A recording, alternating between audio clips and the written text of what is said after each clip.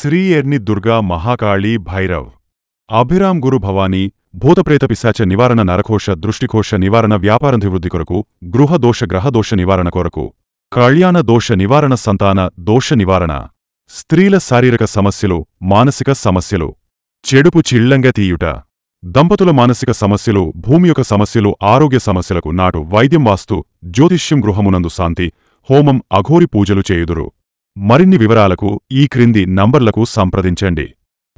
నమస్తే, welcome to వార్తా కిరణం. నేను కృష్ణకుమార్. న్యూస్లో ముందుగా హెడ్లైన్స్.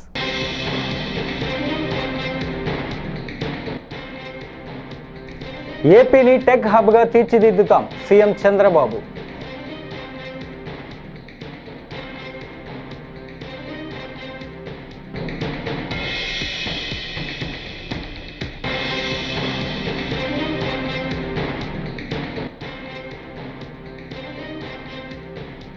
జగన్ చంద్రబాబులపై వైఎస్ షర్మిల తీవ్ర విమర్శలు.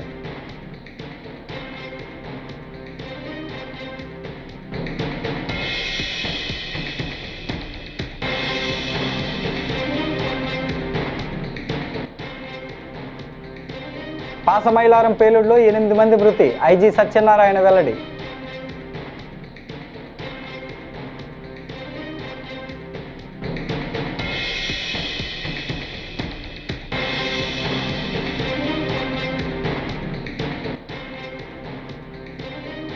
అమరావతిని అధునూతన సాంకేతిక కేంద్రంగా మారుస్తాం నారా లోకేష్.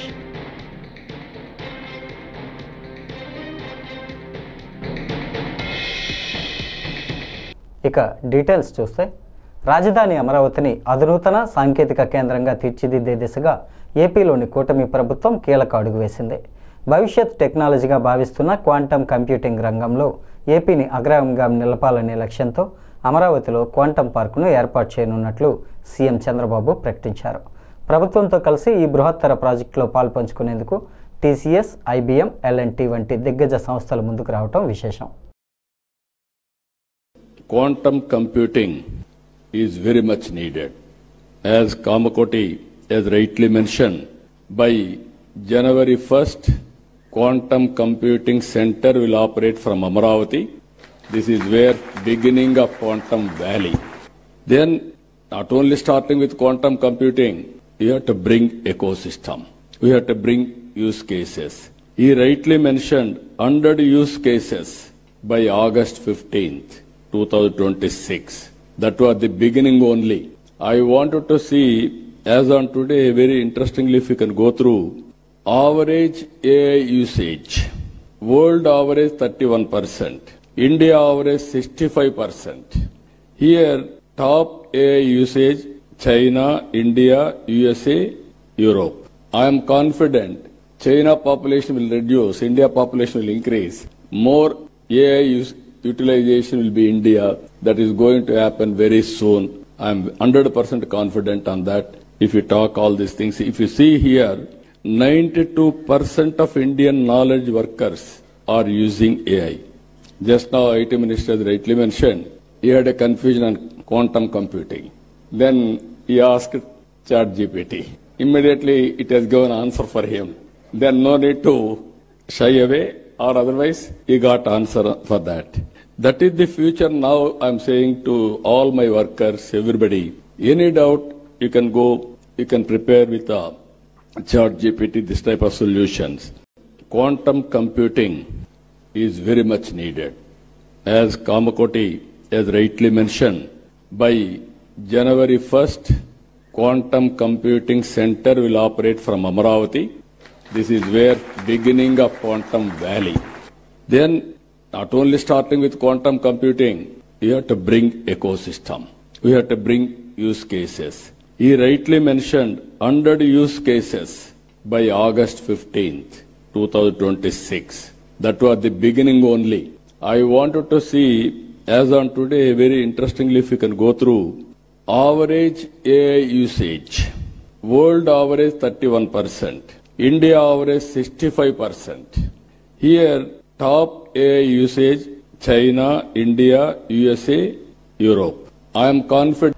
ఆంధ్రప్రదేశ్ ప్రయోజనాల విషయంలో ముఖ్యమంత్రి చంద్రబాబు, వైసీపీ అధినేత జగన్ ఇద్దరూ ప్రధానమంత్రి నరేంద్ర మోడీకి దాసోహమయ్యారని ఏపీసీసీ అధ్యక్షురాలు వైఎస్ షర్మిలారెడ్డి తీవ్రస్థాయిలో విమర్శించారు. రాష్ట్రానికి జరిగిన అన్యాయంపై కేంద్రాన్ని ప్రశ్నించే సత్తా ఉన్న ఏకైక పార్టీ కాంగ్రెస్ మాత్రమేనని ఆమె స్పష్టం చేశారు. పార్టీ బలోపేతం కోసం ఈ జూన్ నెలలోనే 26 జిల్లాల్లో సుమారు 2500 కిలోమీటర్లు పర్యటించారని ఆమె తెలిపారు.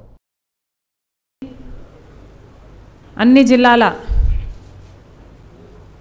నాయకుల, కార్యకర్తల ఇబ్బందులు విన్నాం, వాళ్ళ సూచనలు తీసుకున్నాం. కాంగ్రెస్ పార్టీ ఎలా ముందుకు వెళ్ళాలి అన్న విషయాలపై సుదీర్ఘంగా చర్చించడం జరిగింది. దాదాపు 2500 కిలోమీటర్లు ఈ జూన్ నెలలోనే నేను పర్యటించాను. కాంగ్రెస్ పార్టీ అధ్యక్షురాలిగా ప్రతి జిల్లాలోనూ వారి సూచనలన్నీ సేకరించడానికి, వారి అభిప్రాయాలను వినటానికి నేనే ప్రతి జిల్లాలోనూ ఈ సమావేశాన్ని ఏర్పాటు చేయడం జరిగింది. విజయవంతం చేసిన అన్ని జిల్లాల డిసిసిలకు, కోఆర్డినేటర్లకు, కార్యకర్తలకు అందరికీ కూడా మరొకసారి కృతజ్ఞతలు చెప్పుకుంటున్నాం. ఇలా ప్రతి జిల్లాలోనూ మాట్లాడిన ముఖ్యమైన అంశం కాంగ్రెస్ పార్టీ బలోపేతం. నిజంగానే కాంగ్రెస్ పార్టీని బలోపేతం చేసుకోవాల్సిన అవసరం ఎంతైనా ఉంది. ఈ అవసరం ఒక్క కాంగ్రెస్ పార్టీది మాత్రమే కాదు, నిజానికి ఈ అవసరం ఆంధ్ర రాష్ట్రానికి ఉంది. ఎందుకంటే ఈరోజు ఒక కాంగ్రెస్ పార్టీ మాత్రమే రాష్ట్ర ప్రయోజనాల కోసం నిజాయితీతో పోరాటం చేస్తున్న పార్టీ. మనకు విభజన హక్కులలో 11 సంవత్సరాలుగా మోడీ గారు, బీజేపీ సర్కార్ కేంద్రంలో ఉండి కూడా ఒక్కటంటే ఒక్క విభజన హామీ కూడా ఇంతవరకు ఆంధ్ర రాష్ట్ర ప్రజల చేతుల్లో పెట్టింది లేదు. మరి అలాంటప్పుడు ఇటు అధికార పక్షంలో ఉన్న చంద్రబాబు గారైనా, పవన్ కళ్యాణ్ గారైనా, లేక ప్రతిపక్షంలో ఉన్న జగన్మోహన్ రెడ్డి గారైనా ఒక్కరంటే ఒక్కరు కూడా బీజేపీ పార్టీ. పాసమైలారం ఇండస్ట్రియల్ కారిడార్లో జరిగిన రియాక్టర్ పేలుడు ఘటనా స్థలాన్ని ఐజీ సత్యనారాయణ సోమవారం పరిశీలించారు. అనంతరం ఆయన మీడియాతో మాట్లాడారు. రియాక్టర్ పేలి స్పాట్లోనే 6 చనిపోయారని, ఆసుపత్రిలో 2 చికిత్స పొందుతూ మరో 2 ప్రాణాలు విడిచారని చెప్పారు. ఈ ప్రమాదంలో 26 మంది గాయపడగా వారిలో 3 పరిస్థితి విషమంగా ఉందన్నారు. కేసు దర్యాప్తు చేస్తున్నట్లు ఆయన తెలియజేశారు. పారిశ్రామిక వాడలో సిగాచి ఫార్మా అనే కెమికల్స్ ప్రొడక్షన్ ఫ్యాక్టరీలో ఒక బ్లాస్ట్ జరిగింది. ఇది 9:20 నుంచి 9:35 మధ్యలో జరిగిందండి. ఇమ్మీడియట్ గా 10 minutes దూరంలో ఉన్న పోలీస్ స్టేషన్ కి ఏసీపీ ఆఫీస్ కి చెప్పడం జరిగింది. వాళ్ళు ఫైర్ ని వీళ్ళందరూ within 20 minutes NDRF,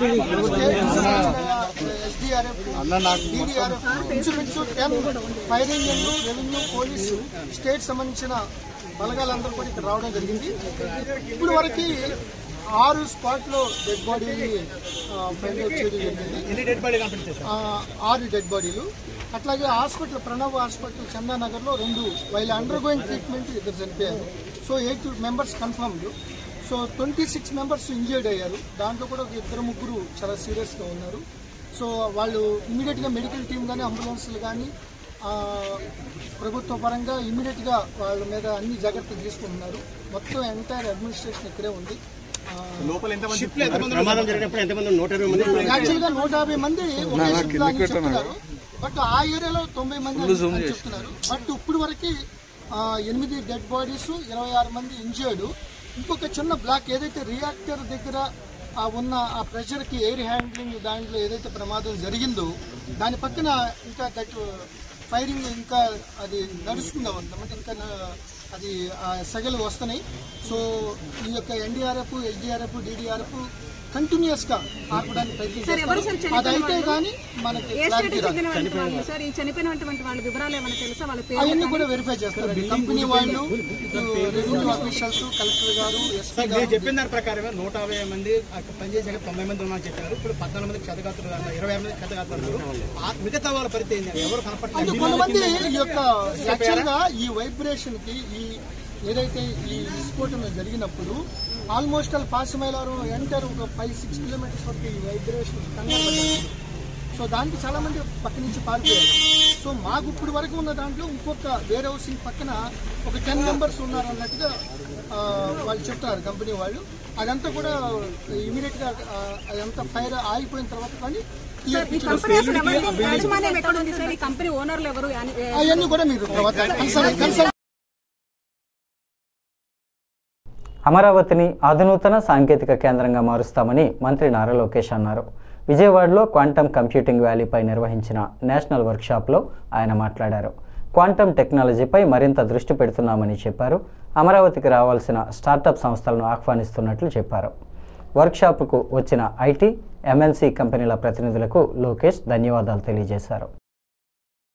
Let Amravati become to Quantum Valley what Silicon Valley became to software, a global symbol of innovation, excellence and aspiration. To be very honest, when the Honorable Chief Minister spoke about this initiative, 99% of the people in the room didn't understand what he was talking. We were all perplexed, puzzled. I'm a Carnegie Mellon undergrad. I worked at the World Bank for 2 years. I'm a Stanford MBA. Even I was quite perplexed and puzzled. So all of us went to ChatGPT and started our research like all of us do here. You know, it's very rare we come across visionary leadership. India is lucky to see the next version of Mr. Naidu, and we're really witnessing history here. When history is created, we really don't understand its impact and the transformation it will have on all of us. And I think we're very fortunate to have a leader like Mr. Naidu to lead from the front. And as the entire leadership in the cabinet, the bureaucracy, we are here to support his vision and make this a reality and to bring Amravati on the map of quantum computing. So let Amravati let us together script India's next technological chapter, quantum by design and quantum by resolve. I'd like to thank every one of you for giving me this wonderful opportunity, and I'd like to thank the Honorable Chief Minister for making me part of his journey of creating history. Honestly, I don't know who the IT minister was in 95. I should check back and jog my memory. But honestly, being an IT minister in his cabinet this time around, I think the kind of energy, excitement that he's been able to create. And I'd like to thank the entire national leadership here for their support in this journey. Thank you very much and Jai Hind. Tirumala శ్రీవారిని పలువురు ప్రముఖులు దర్శించుకున్నారు. VIP ప్రారంభ విరామ దర్శన సమయంలో Tata group chairman Natarajan Chandrasekaran, Karnataka high court న్యాయమూర్తి justice Shri Sudha స్వామివారి సేవలో పాల్గొన్నారు. ఆర్టీసీ ఎండీ సజ్జనార్, రాష్ట్ర finance chairman Sircilla Rajaiah, MLA Nirmala వేరువేరుగా స్వామివారిని దర్శించుకున్నారు. దర్శనానంతరం రంగనాయకుల మండపంలో పండితులు వారికి వేదాశీర్వచనం చేసి స్వామివారి తీర్థప్రసాదాలను అందజేశారు.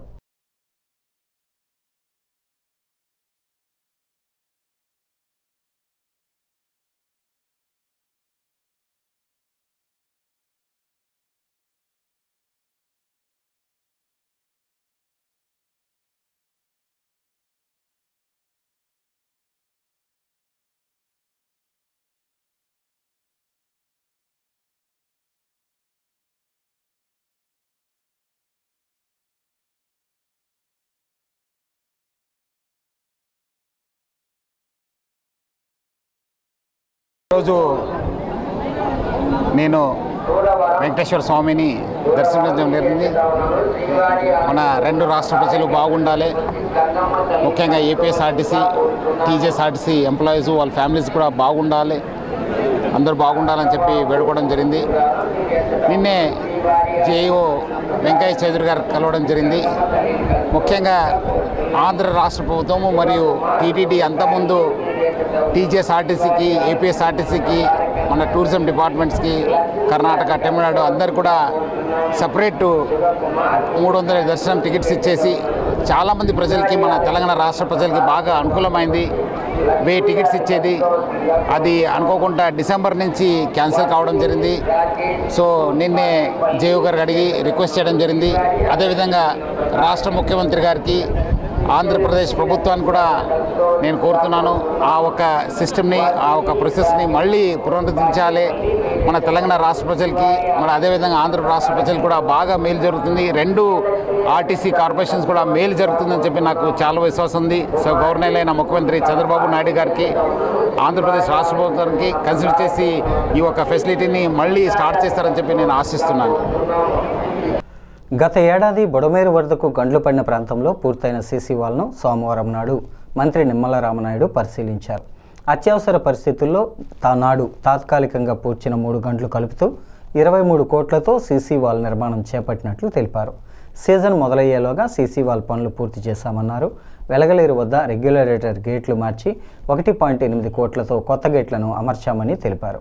ఏదైతే నిలిచిని మాట్లాడుతూ ఉన్నామో, గత సంవత్సరంలో ఇదే ప్రాంతంలో 3 గంటలు ఈ బుడమేరుకు పడి విజయవాడ ముంచెత్తినటువంటి పరిస్థితి మనందరం కూడా చూసాం. ఆ రోజు ముఖ్యమంత్రి చంద్రబాబు నాయుడు గారు సైతం కలెక్టరేట్లో బస్సులోనే 10 రోజులు ఉండి పరిస్థితులను చక్కదిద్దడం కానీ, లోకేష్ గారు సైతం డ్రోన్స్ కెమెరాస్ ద్వారా 24 గంటలు కూడా రియల్ టైంలో మానిటరింగ్ చేయడం, ఆ రకంగా యుద్ధ ప్రాతిపదికన ఆ 3 గంటలను కూడా నిలవ కాళ్ళ మీద ఇటు అధికారులు కానీ ఏజెన్సీలు కానీ శ్రమించి ఆ రోజు తాత్కాలికంగా మనం ఆ రోజు ఈ గండ్లను మనం పోడ్చగలిగితే, మొన్న గండ్లు పడడమే కాదు, గతంలో ఈ బుడమేరుకి ఎప్పుడు గండ్లు పడినా ఇదే ప్రాంతంలో పడుతూ ఉన్నాయి. ఎందుకంటే ఛానల్లో వచ్చేటువంటి ఫ్లడ్ వాటర్తో పాటు దీనికి ఆపోజిట్లో ఏదైతే పులివాగుకి సంబంధించి ఆ వాటర్ అంతా కూడా డైరెక్ట్గా ఈ బండని టచ్ చేయడం, అదేవిధంగా ఇక్కడ సైఫోన్ ఒకటి ఉండడం, ఇక్కడే గండ్లు పడుతున్నాయని చెప్పడం ద్వారా,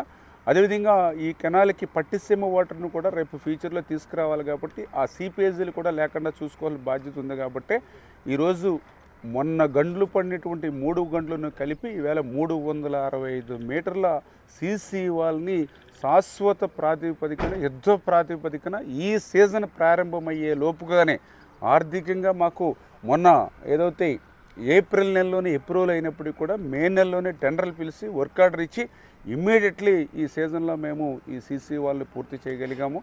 అంతేకాకుండా ఈ ఫ్లడ్ భవిష్యత్తులో వస్తాయి అంటే శాశ్వత ప్రాతిపదికన చేయాలనంటే దగ్గర 7-8 వేల కోట్ల రూపాయలు నిధులు అవసరం అవుతాయి. అదేవిధంగా టైం టేకింగ్ కూడా ఒక 3-4 ఇయర్స్ తీసుకుంటుంది. కాబట్టి ఈ లోపుగా మరి ఏదైతే ఈ యొక్క ఫ్లడ్ నుంచి కొంతమేరైనా సరే విజయవాడకి మరి ఎఫెక్ట్ లేకుండా.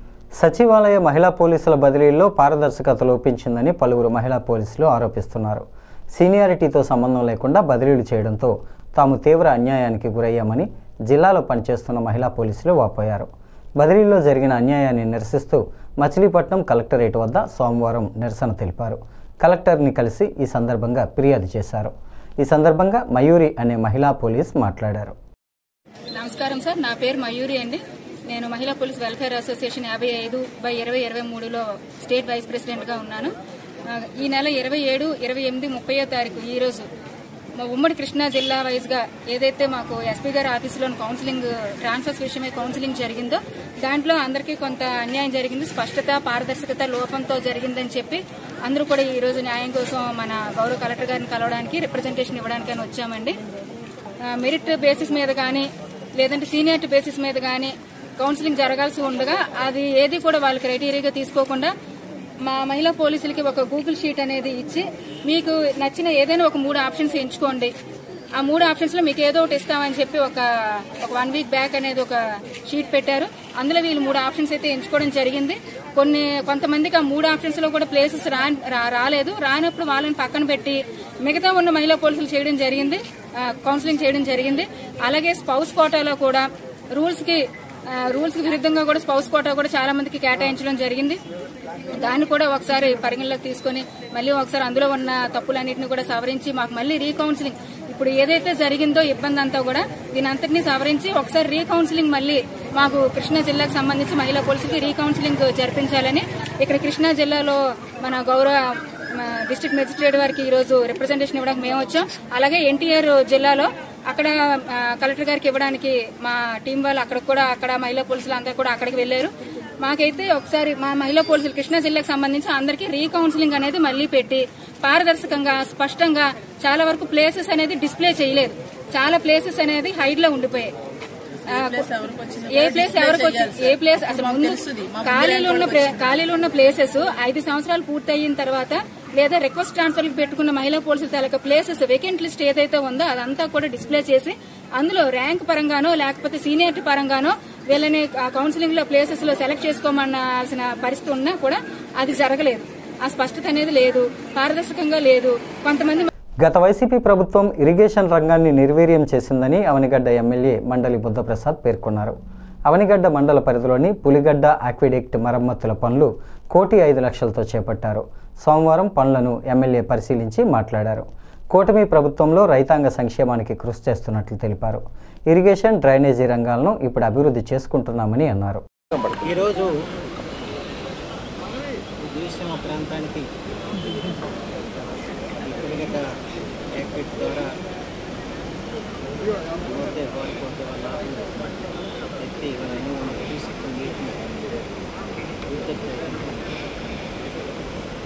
గత ప్రభుత్వంలో ఇరిగేషన్ రంగం అంతా కూడా ఎంత అస్వస్థమైందో మేము చూస్తున్నాం. ఈ పులిగడ్డ యాక్విడ్ ఒక దయనీయ స్థితిలో ఉండటం ఆ రోజున దాని మీద ఉద్యమాలు చేసినా కూడా ఆనాటి ప్రభుత్వం స్పందించిన పరిస్థితి. ఇవాళ ప్రజలందరూ ఒక ఆశీస్సులో చంద్రబాబు నాయుడు గారు ముఖ్యమంత్రిగా, పవన్ కళ్యాణ్ గారు ముఖ్యమంత్రిగా ఎన్డీఏ కూటమి ప్రభుత్వం ఏర్పడిన తర్వాత మళ్ళీ ఈ రోజున అవనిగడ్డ నియోజకవర్గంలో ఈ జలవనరుల శాఖకి ఒక పునరుత్తేజం కలిగిందని చెప్పి చెప్పచ్చు. ఈ ఏడాదిలో దాదాపు 15 కోట్ల రూపాయలు వివిధ పనుల నిమిత్తం మంజూరు తీసుకురావడం. అలాగే ఈరోజు నా పులిగడ్డ యాక్టివిటీ కూడా 1,30,00,000 రూపాయలతో దాన్ని మళ్ళీ తిరిగి పునర్వ్యవస్థీకరించడం జరుగుతుంది. పునర్నిర్మాణ పనులు జరుగుతున్నాయి. కొద్ది రోజుల్లో దాన్ని కూడా మనం ప్రారంభించాం. దాదాపు ఇక్కడ గతంలో ఈ లాకులు చిల్లులు పడిపోయి ఎందుకు పనికిరాని స్థితులు ఉండేవి. అలాగే అన్ని లాకులు కూడా ఇవాళ ఈ నియోజకవర్గంలో కొత్త లాకులను ఏర్పరచుకుంటాం. ఇక ఒకే ఒక్క సమస్య మిగిలి ఉంది. అదేంటంటే అవుట్ ఫాల్స్ బిల్స్. దానికి 36 కోట్ల రూపాయల అంచనాలు ప్రభుత్వాన్ని పంపడం జరిగింది. ప్రభుత్వం నాబార్డుతో సంప్రదింపులు చేస్తుంది. విజయవాడ దుర్గగుడి పరిసర ప్రాంతాల్లో ఉన్న హ్యాకర్స్ ఉపాధి కాపాడాలని సిపిఎం ఫ్లోర్ లీడర్ సత్యబాబు అన్నారు. సోమవారం ప్రాంతంలో ఉన్న హ్యాకర్స్ ఆందోళన వ్యక్తం చేశారు. సీఎం చంద్రబాబును కలిసేందుకు బయలుదేరిన హ్యాకర్స్ను పోలీసులు అరెస్టు చేయడం దుర్మార్గమన్నారు. ప్రజలను పోలీస్ స్టేషన్లో నిర్బంధించడం ప్రజాస్వామ్యమా, నియంత్రణమా? సీఎం సమాధానం చెప్పాలని డిమాండ్ చేశారు. ముఖ్యమంత్రి చంద్రబాబు నాయుడు గారు ఏడాది పాలన పూర్తయింది. మనం తొలడుగు వేసాం, చేసింది చెప్పుకుందామని చెప్పి ఈరోజు వాళ్ళ ఎమ్మెల్యేలు నాయకులతో సమావేశాలు జరిపి జనంలోకి వెళ్ళండి అంటున్నారు. అంటే తొలడుగు అంటే ఈరోజు ఆంధ్ర రాష్ట్రానికి తలమానికంగా ఉన్నటువంటి శ్రీ దుర్గా మల్లేశ్వరి దేవస్థానం దగ్గర తరతరాలుగా రోడ్డు మీద జీవిస్తున్నటువంటి హాకర్స్ని బుల్డోజర్లతో అర్ధరాత్రి లేకుండా, ఆడవాళ్ళని లేకుండా పోలీసులతో మరి వాళ్ళని తొలగించి వాళ్ళ బతుకుని రోడ్డు పాలు చేయడమేనా తొలడుగు అని చెప్పి ఈరోజు మేము ప్రశ్నిస్తున్నాం. అయ్యా చంద్రబాబు నాయుడు గారు, మీరు ఇప్పటికీ 3వసారి ముఖ్యమంత్రి. మరి దుర్గగుడి దేవస్థానం పరిసర ప్రాంతాల్లో ఉన్నటువంటి హాకర్సు మరి మీరు ముఖ్యమంత్రి అవ్వకముందు నుంచి కూడా వాళ్ళ తాతలు, తండ్రులు, లేదు నాయనమ్మలు వీళ్ళ కాలం నుంచి కూడా పాపం జీవనం సాగిస్తున్నారు. అటువంటి చిన్నపాటి హాకర్స్ని ఈరోజు ఉన్న పలంగా మీరు రోడ్డు మీద పడేస్తే ఇది న్యాయమేనా? ఈ విషయం మీద మరి మీ ఆఫీస్కి నిన్న వచ్చి చెప్పుకున్నారు. అలాగే పవన్ కళ్యాణ్ గారు ఆఫీస్కి వెళ్ళారు, లోకేష్ బాబు గారు ఆఫీస్కి వెళ్ళారు. వాళ్ళ బాధలు చెప్పుకోవడం కోసం ఎవరూ పట్టించుకోవాలా.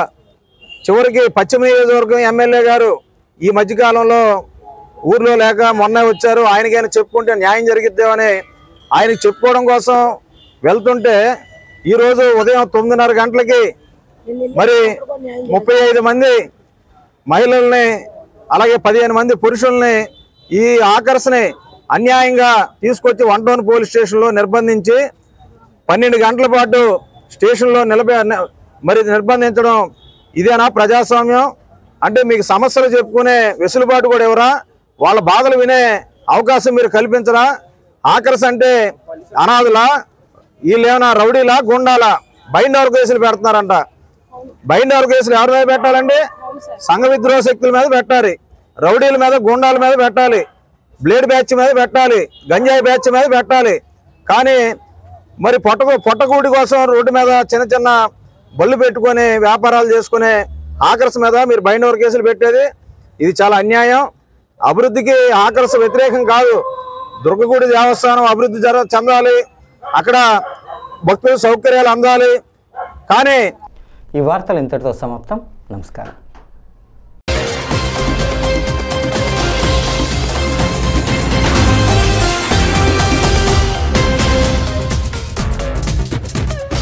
శ్రీ ఎర్ని దుర్గా మహాకాళీ భైరవ్ అభిరామ్ గురు భవానీ భూతప్రేత పిశాచ నివారణ నరకోశ దృష్టికోశ నివారణ వ్యాపారాభివృద్ధి కొరకు గృహదోష గ్రహదోష నివారణ కొరకు కళ్యాణ దోష నివారణ సంతాన దోష నివారణ స్త్రీల శారీరక సమస్యలు మానసిక సమస్యలు చెడుపు చిళ్లంగ తీయుట దంపతుల మానసిక సమస్యలు భూమి యొక్క సమస్యలు ఆరోగ్య సమస్యలకు నాటు వైద్యం వాస్తు జ్యోతిష్యం గృహమునందు శాంతి హోమం అఘోరి పూజలు చేయుదురు.